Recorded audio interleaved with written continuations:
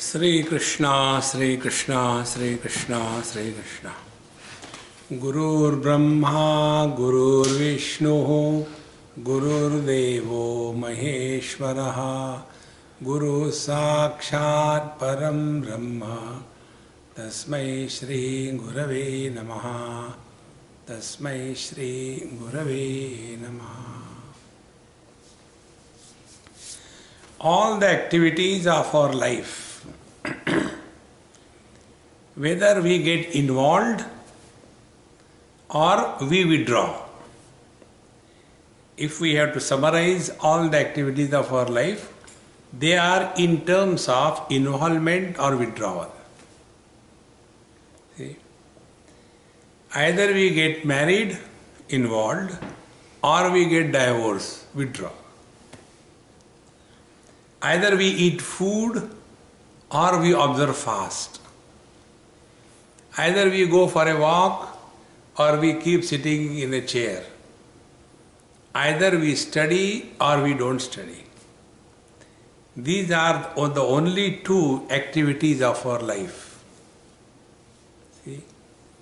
And all these activities are aimed at getting happiness. A person gets married for what? For getting happiness. And he gets married for getting happiness, and after marriage he forgets happiness. See? The words join together. For getting happiness, after marriage, forgetting happiness. I was in London. We had a 3 days spiritual retreat there. And when the European gentleman asked me this question, "Hey Swami, you from India, you don't get married?" So before I could reply, he said, "After all, happiness is not everything in life." According to him, there are two types of people. Those who are married and those who are happy.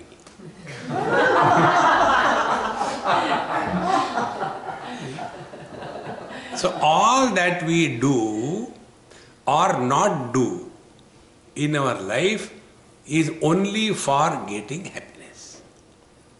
This is the bottom line. In one Upanishad, a mantra comes. Pariksha lokan karmachitan brahmanaha nirvedamayat na asti akrutaha krutena. If we re-evaluate our experiences in the past, pariksha, examine, re-evaluate, the net result will be Nirvedamayad. We will naturally have Nirveda dispassion. See? But the problem is, we don't do this. See? Our struggle is to fulfill the desire and become happy. Again, fulfill the desire and become happy. So our whole life is only going one way. But we have never analyzed even one single experience. See, spiritual life is not going to the temple or church. That is religious life. Religion has nothing to do with spirituality. See?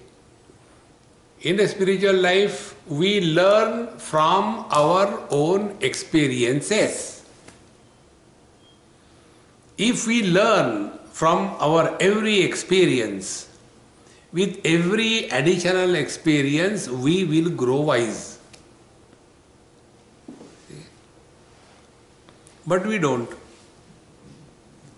See, for example, right from childhood, if we have to think what we have done, the answer will be, we were struggling to fulfill our desires. So we fulfilled one desire. Have we discovered fulfillment in life? No. then we fulfill another desire. But we cannot deny that when a desire is fulfilled, we experience happiness. See?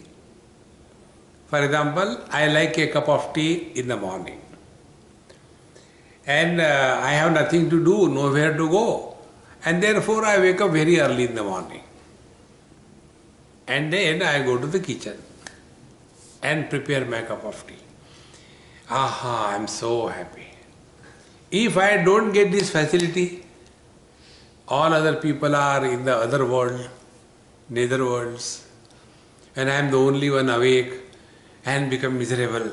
Why these people are sleeping so late, It's very bad. They should start their day early. Why? So that I get a cup of tea. The bottom line is, I should get a cup of tea. So when I do not get a cup of tea, I am very miserable. And when I get a cup of tea, I am happy. Conclusion.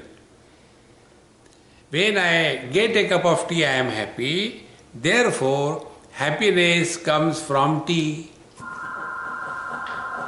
See, Satya. This is our conclusion. And the same thing is repeated with everything. And again we repeat it. See, again I am disturbed. Let's have a cup of tea. Aha, very nice. Thus, we confirm that happiness comes from tea. Is it not? Now analyze. If happiness is the content of tea, like caffeine is the content of tea, nicotine is the content of tea, alkaloid, in the same manner, if happiness is the alkaloid in the tea, everybody should get happiness. As fire has heat as the content.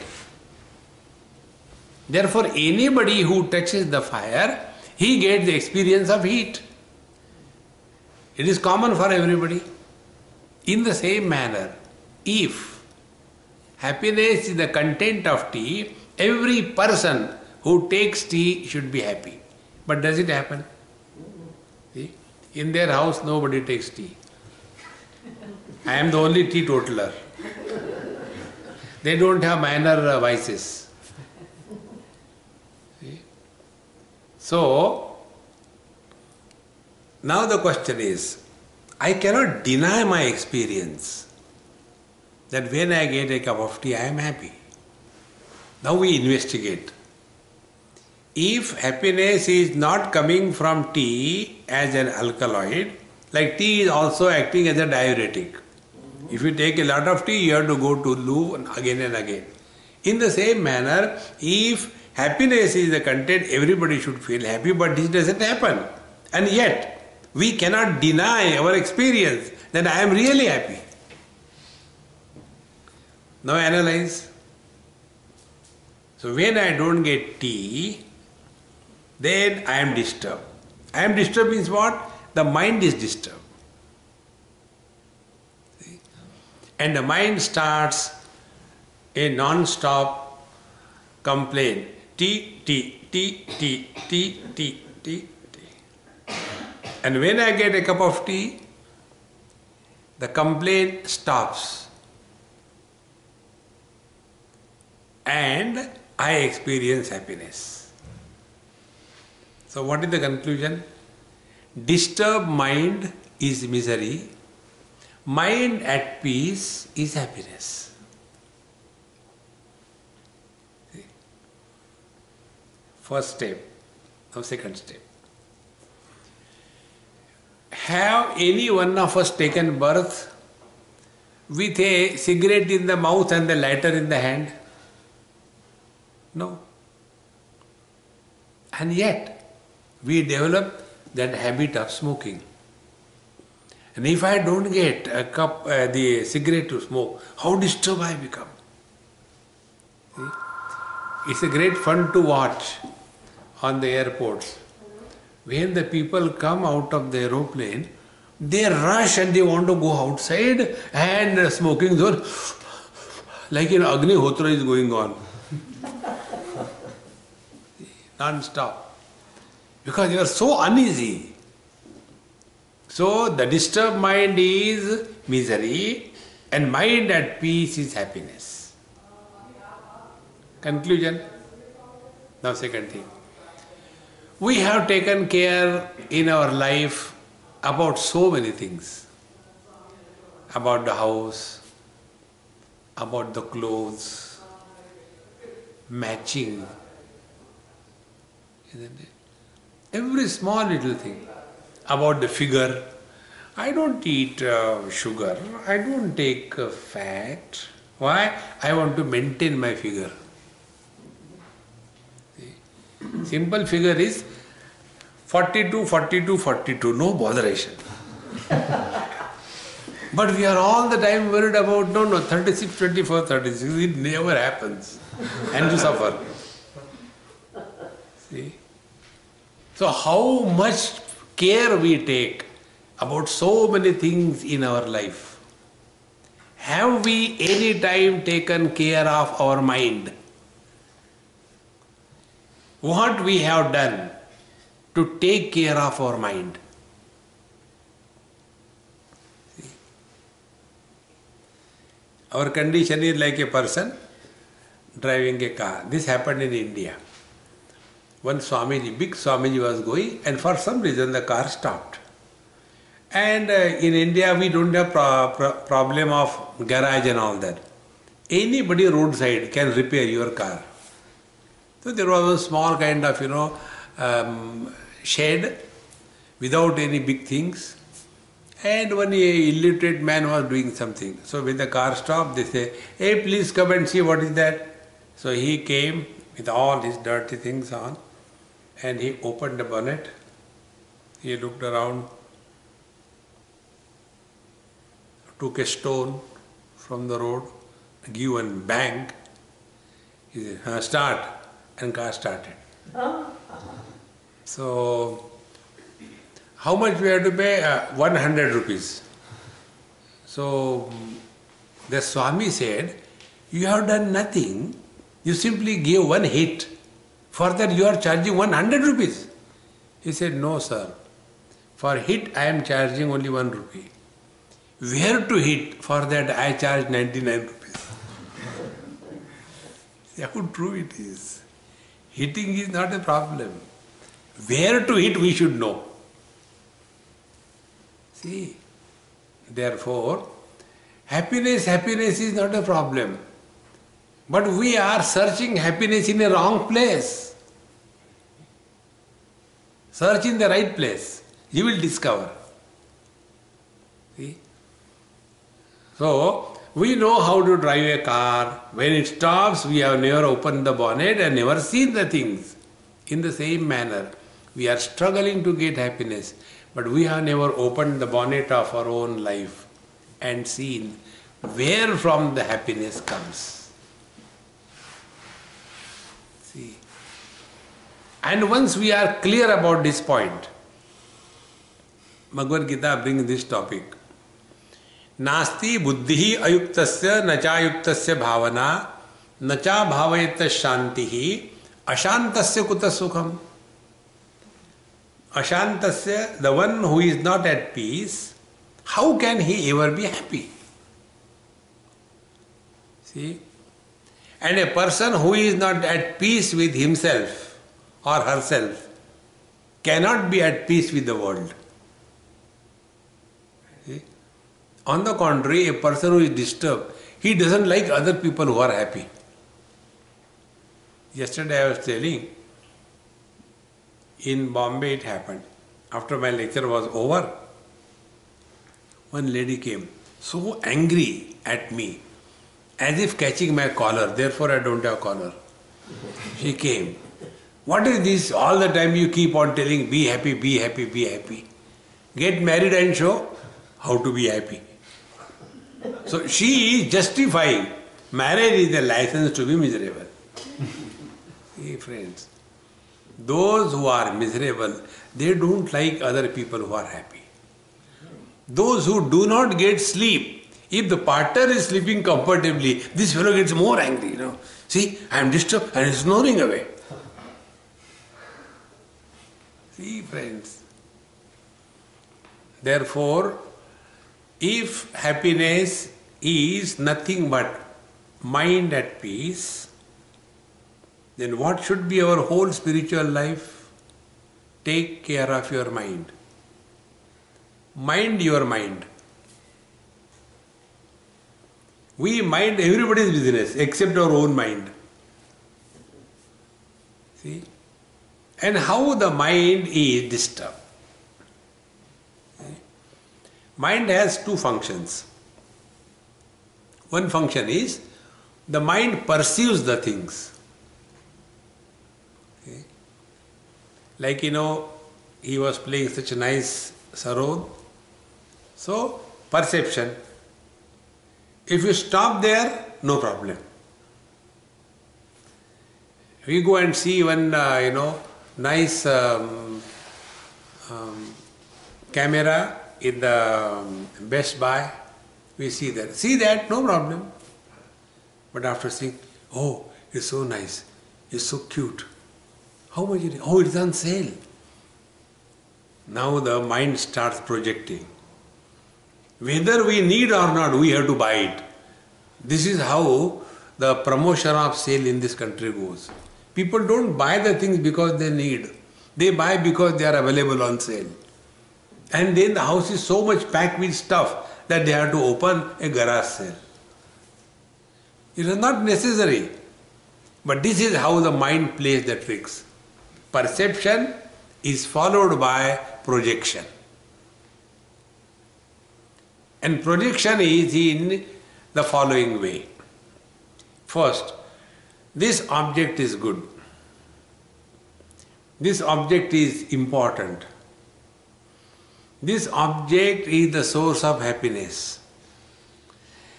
If I don't get this object, what is there to live for? By hook or crook, I must get this object. These are the projections of the mind after the object was perceived. This is how a young boy and a girl, they fall in love.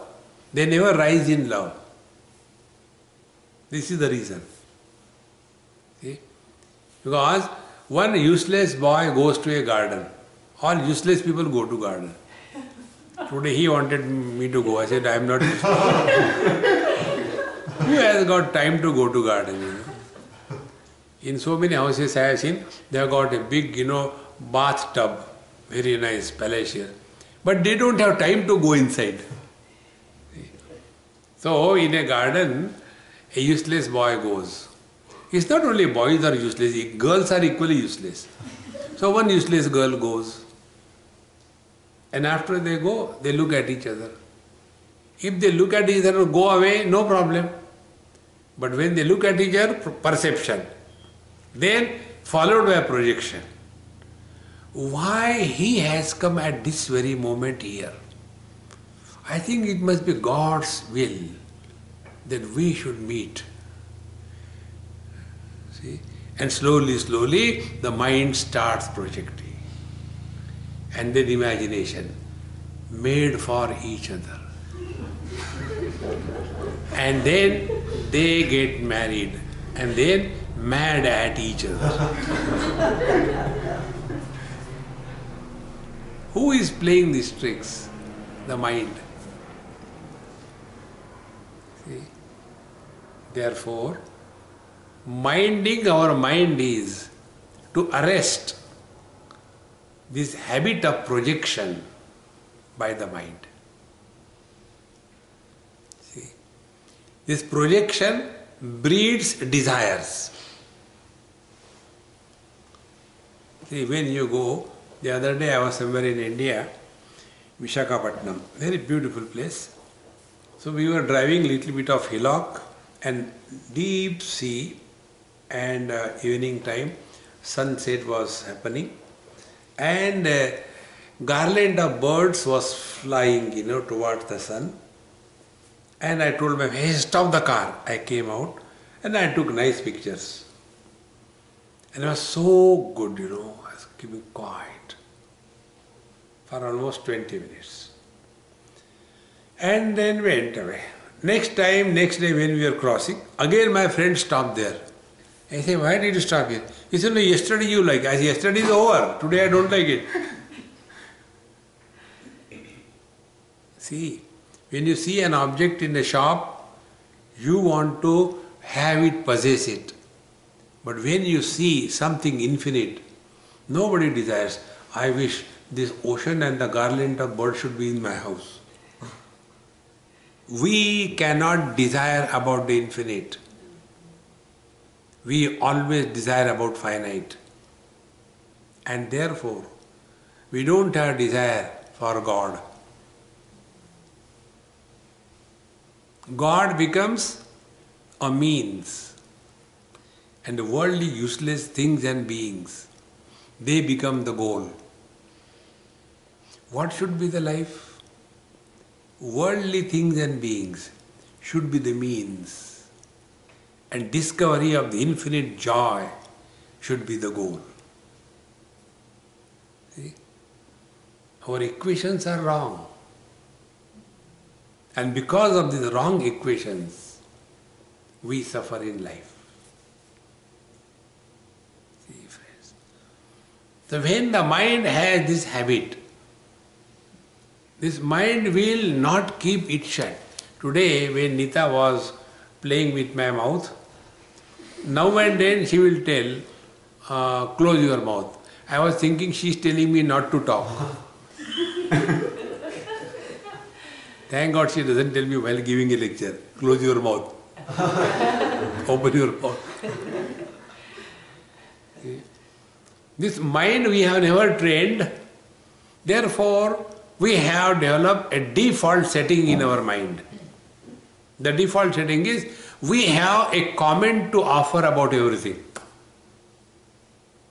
It is not necessary. This thing particularly happens in India. Relationship between the mother-in-law and daughter-in-law is a universally terrible relationship. And the mother-in-law tells in front of the daughter-in-law, I should not say, but I say that the neighbor's daughter-in-law is better than ours. When you say that you should not say, why do you say? But we can't keep our mouth shut. See, this is one of the highest spiritual practice. I'll tell you 2 techniques, try. Number 1, stop talking to yourself.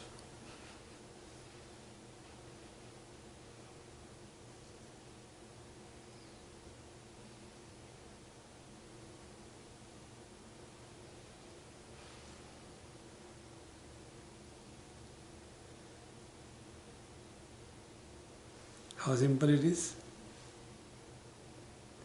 I didn't tell you, take the Lord's name. I didn't tell you, pump the air. No. Simple thing. Stop talking to yourself.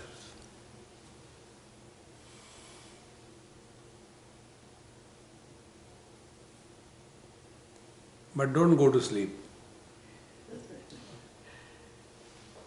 See? One husband and wife, they went to the doctor. And the wife was explaining, Doctor, my husband talks a lot a whole night and I can't sleep. Give him some medicine. So the doctor took out the drawer. He said, okay, you take this medicine. He said, Doctor, you are not understanding. I am talking about my husband. Give him some medicine. Doctor said, I understood very well. You take this medicine. Why? If you will keep your mouth shut for the whole day, at night he doesn't have to talk. You don't allow him to talk the whole day, therefore at night he takes the revenge. See? Just try this. Just don't talk to yourself. Begin it whenever you are alone, anywhere you are sitting, even on commode. Start. Don't talk to yourself.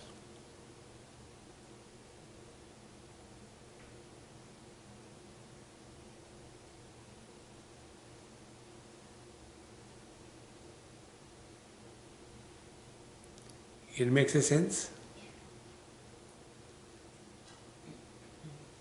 Give it a chance.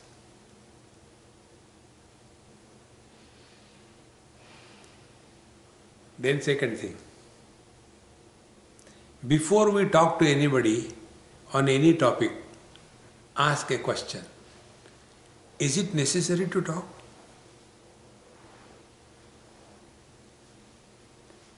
In 99% cases, we will know that it is not necessary to talk. This is how the mind survives. See how it is. Any event is happening, so many people are gathered together. So, Vivek tells me something. Swami, the other day when I was coming, there was such a terrible accident on the road, but we were saved and everything is over. But do you think I'll keep quiet? I'll ask him, what accident it was? No, two cars came and just parallelly they crushed each other, nothing bad.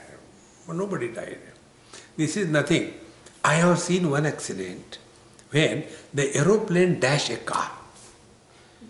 No, there also competition. Your accident was small, my accident was big. Is it necessary to talk? See? Take another example. Mothers. One mother tells the glory of her child, which is in reality foolishness. So the mother tells, my child is so intelligent, he asks me so many questions, I can't even answer him. So when one mother is talking about her child, other mother will not keep quiet and not listen to it. This is nothing, my child. Is it necessary to talk? Give it a try.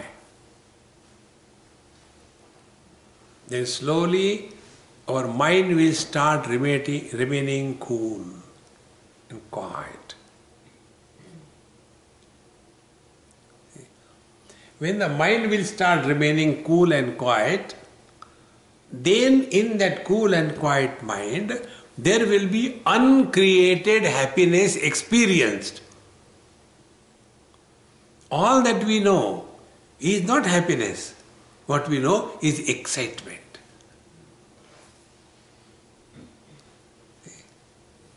The real meaning of happiness is we live at zero complaint level. Then you are happy. But for us, we have got to complain about everything. If there is nothing to complain about God. Oh God, why did you create terrorists in this world? Complain. See, thus, working on the mind will tell us that happiness means our mind is at peace with ourselves. That's all. And that happy mind will express happily in words and deeds. See? So what should be the spiritual practice now? Whatever we do it happily. What is our present condition? We do the things so that we get happiness. Change is other way around. Whatever we talk happily. We talk so that people will say, you spoke very well, and then we will be happy, and nobody will say that, and we are miserable. Talk happily. And when we talk happily, we cannot talk nonsense. See? Can somebody say like this thing to his girlfriend, darling, today I am so happy, I just want to kill you. Nobody will say. Happiness is not a destructive force. It's a creative art. See? And happily think. When you think happiness, you will discover you are creative. See? Like he was playing Sarod. He was not playing miserably. Anyway, I don't know. He was playing happily. See? So happiness is our essential nature. Let it come out. See? I don't know here it is available or not. We get, some scratch cards. Do you get here? Yes. In India we get scratch cards. You scratch the card and you get some gift. So somebody gives something, you try. So I scratched card on a petrol pump, gas station, and came. As usual, you are unfortunate. As usual, you are unfortunate. There will be nothing you are going to get. But this card of yours, if you scratch it, guarantee you will discover happiness. Don't seek outside. Now, analyze our own experience. Any job that we do, let us say for about 1 hour or 2 hours or 8 hours. After 8 hours of working, we get tired, is it not? We say, hey, come on, yaar, I am damn tired now. Has anybody ever said, after sleeping for 8 hours, hey, come on, I am damn tired, 8 hours I was sleeping. Now what is sleep? See? In sleep, we are at peace with ourselves. Number 2, in sleep, we do not carry the burden of possessions. I am rich, I am poor. I am educated, I am overeducated. I am beautiful, I am awful. See? No burden of possessions. And no burden of relations. In deep sleep, we are neither mother, father, brother, sister, husband, wife, in-laws, outlaws, none. We are nobody. And yet we all discover happiness. So where from the happiness comes? See, happiness doesn't come when we possess the things. Happiness doesn't come when we relate to the world. These are the two burdens that our mind carries. The burden of possessions at a gross body level and the burden of relations at the mind level. Unload these burdens. See, and these burdens keep on accumulating as our age grows. See?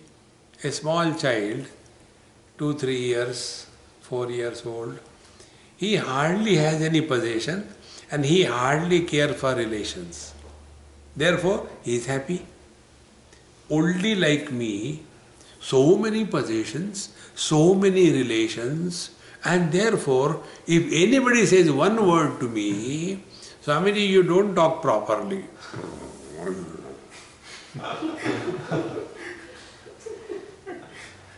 Immediately miserable. So what is the rule? The rule is, longer the past, stronger or heavier are the loads of possessions and relations. Shorter the past, minimum is the load of possessions and relations. And whenever we carry load, we are never happy. Can you imagine the picture of Hercules carrying the globe on his head with a smile? Cannot. See? these ammas, ladies, they carry a hold all, they call it as a purse. It's a hold all. In that the whole world is contained, And it is so heavy. So the first thing they will like to do anywhere they go, before sitting, they take it on. Because it's a burden. Physical burden makes us miserable. Is it not? Then, the second burden, physiological burden. See, many times you must have seen, all people are sitting, everybody is fully concentrating and all that, and some deep thought or music is going on. Suddenly one person gets up and starts going, and other people think, why is disturbing? Suddenly. He is not suddenly going. He cannot hold the bladder pressure beyond that limit. So when he is carrying that burden of bladder pressure, he has to leave. He can't be happy. So when there is a physical burden, we are not happy. When there is a physiological burden, we are not happy. When there is a mental burden, how can we be happy? See, physical burden, somebody can help you. Physiological burden, somewhere some help will come. But mental burden, nobody can undo it for us. We have to do it ourselves. See, I cannot take away your worries. You have to take them out. We have to live our life, we have to die our death, and we have to work on our mind. See, friends, without working on our mind, we go and, oh Lord, kindly do the following things. He is our servant. What he should do. We are not ready to do anything. See, friends. Therefore, don't search happiness outside anywhere in the world. Just begin with this clear understanding that we are the source of happiness, nowhere else. Otherwise, in deep sleep, where from the happiness comes? See? And we all die to sleep. Why we want to sleep? In fact, when we go to sleep, we reject everything. Our name, our fame, our worries, our achievements, our failures, our relations, everything we reject. And when everything is rejected, we discover happiness.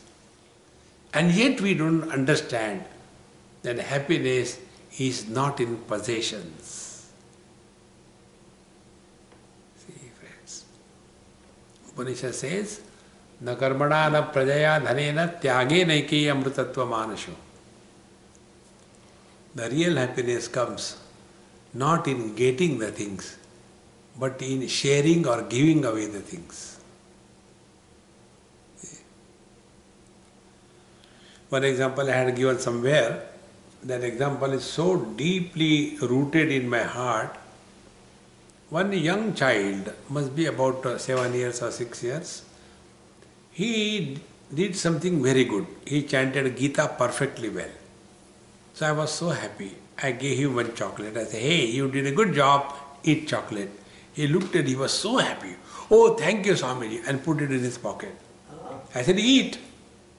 He said, no, I won't eat. I said, then return back. He said, I won't return back. I said, why? Why don't you eat nor give? What will you do? Oh, I'll give it to my sister. But you give her, but what will you get? So that poor child could not answer. He started looking here and there, what to tell this Swami, he's a funny fellow. He started looking here. Then he asked me, Swamiji, do you have a sister? I said, no. Then you will not understand how true it is. What the child meant, that when I will give it to my sister, she will be happy. And my happiness is not in indulgence, but my happiness is in sharing, giving to somebody. See, friends,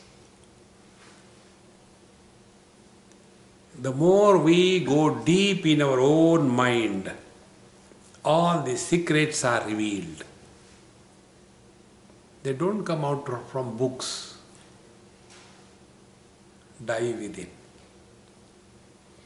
And as we start going deeper and deeper, you will remain cool, quiet, alert, cheerful. We are living only at the surface level of the mind. Go deep. And this is what we do in sleep. In sleep, we dive deep in our own mind.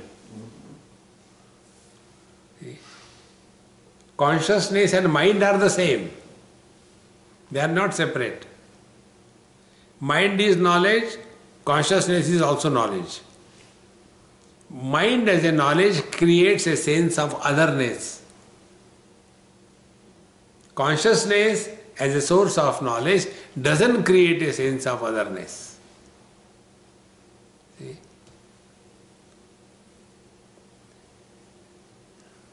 What is on my hand? Mobile phone. Very good. Now what is there? There is no mobile phone. So, that knowledge which creates option, is and is not, that knowledge is mind. Do we have that option about our presence? I am or I am not?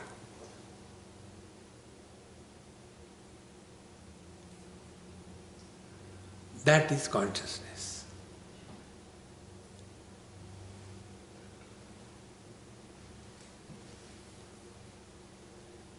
In consciousness, there are no thoughts.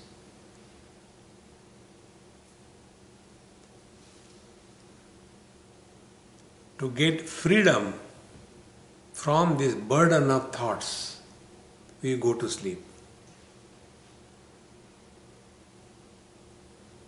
Because in sleep, there is no sense of otherness, therefore there is no desire, therefore there is nothing but peace. Suppose before going to sleep, you have one desire. What is that one desire? You have to catch the morning 7 o'clock flight to London. Okay. 3 hours before you have to reach the airport. So 4 o'clock. From here to the airport it takes 45 minutes. That means 3:15 I had to leave. That means at least 3 or 2:45 I should get up, finish bath, become fresh, and then go to the airport. And therefore I should finish my dinner quickly and go to sleep. So we finish our dinner quickly, go to sleep, so that we can wake up early morning, get ready, go to the airport. That time, after every 2 minutes, what is the time?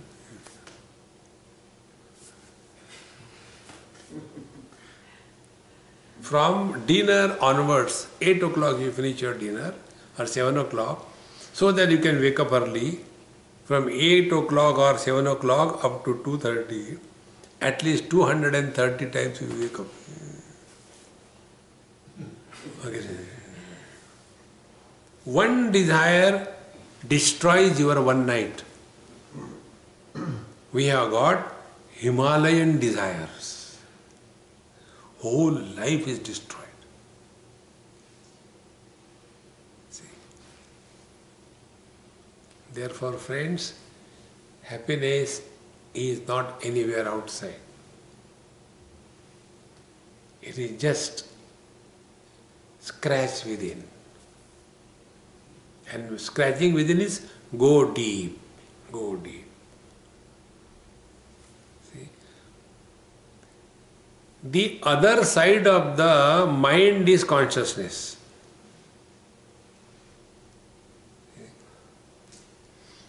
I'll give an example. I was in Cairns in Australia. You know that great reef where lots of corals are there. So we had to go deep into the sea, maybe about 4 or 5 kilometers. So we went there. Then they gave us that weird kind of dress. So we had to put on that, and with those fans, and then something coming out like a whistle. From that you have to breathe. So they gave, and we were floating. And the waves were buffeting us up and down, up and down. So I got tired. I said, "Hey man, take it away." I gave it to him. And then climb again on this boat. I said, "Okay, now I'll jump into the sea and see."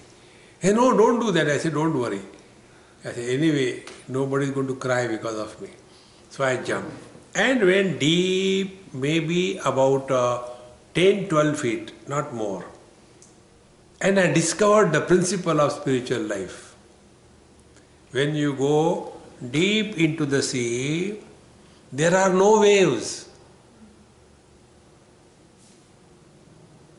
In the same manner, when you go deep into your mind, there are no thoughts. Waves were buffeting, not the ocean. Thoughts disturb us, not the mind. We don't take care of our mind because we are lost in the thoughts. I want this, I want that, I want this, I want that. And there is no end to that want. How many things we have been desiring, wanting. And yet we have not learned. Right from childhood, how many things we have been wanting, we got it. See the children, these days, they don't like to play outside. There was one boy who was all the time playing with his game. So his mother said, "Go and play outside all the way you are inside the house." He said, "Okay, mom, don't shout." He took his game, sat outside.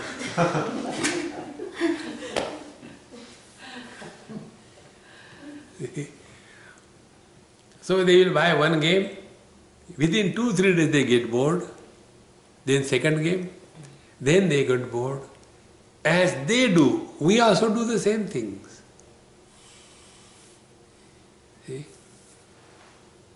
How many clothes we collect? Do you think we need them?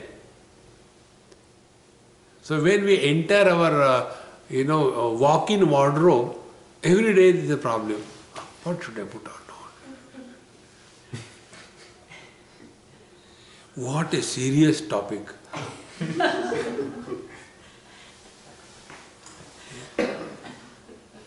For us there is no problem.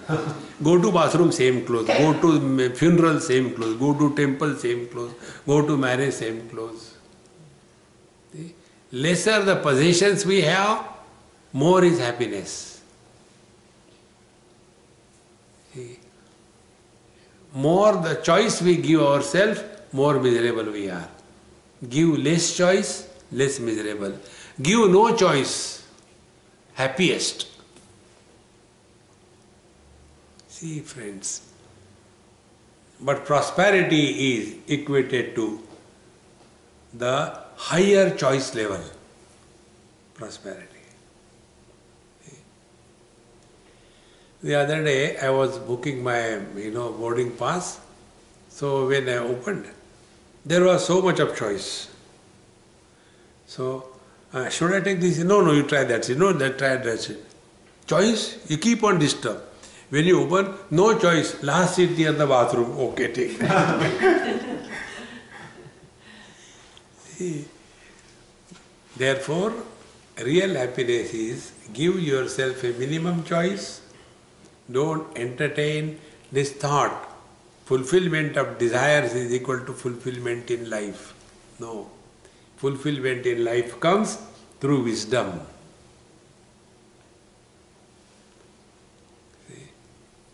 And wise people are never depressed. Otherwise people are only depressed. All the time. What happened to you? What is there to happen? Whenever a married person talks philosophy, he is depressed. Because you know what is philosophy? Delayed wisdom is philosophy. Wisdom comes, but at a later date. Before marriage, if a man understands not to get married, he is wise. Socrates said, I didn't say. He said, every man should get married. If he gets a good wife, his life will be happy. If he doesn't get a good wife, he will become philosopher. Discover this happiness and be a source of happiness to everyone around us, rather than going with a begging bowl, give me happiness, give me happiness. So we have got 5 begging bowls, 5 sense organs. We go with our ears as a begging bowl. I want to hear good about me. I want to hear bad about others. I want to see people, glorify me. And this doesn't happen. We are miserable. Then we go with another begging bowl of our eyes. I want to see beautiful thing, cleanliness. But everywhere he is dirty, oh God, I'm misery. Why these people are dirty? Instead of seeking anything, just simple practice. Stop talking to yourself. Before to talk to others, ask, is it necessary to talk? You will work on your mind. Working on the mind is spiritual life. Working by the mind is samsara. Decide and be happy.